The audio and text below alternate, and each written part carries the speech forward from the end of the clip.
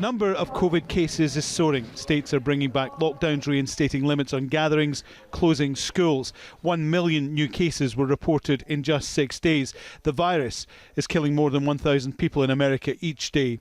Against that backdrop, another drug company has announced it has made a breakthrough in the hunt for a vaccine. Moderna says its drug in early tests shows it's 94% effective. We have a lot of work ahead of us.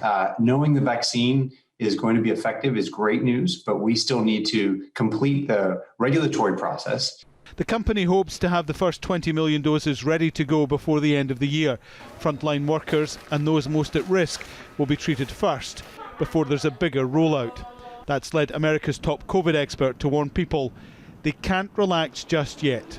The virus is not going to stop and call a timeout while things change. The virus is just going to keep going. The process is just going to keep going. This is something that just is now going in the very, very strong right direction.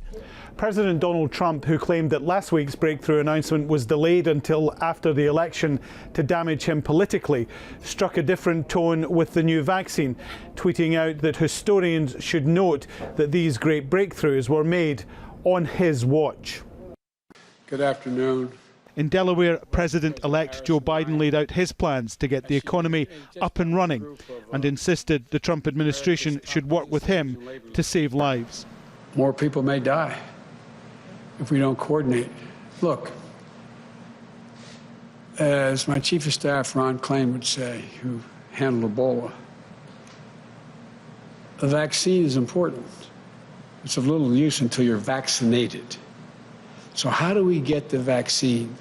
How do we get over 300 million Americans vaccinated? What's the game plan? It's a huge, huge, huge undertaking. Moderna's vaccine has a longer shelf life and lives longer at room temperature. That could make vaccination a much quicker and easier prospect.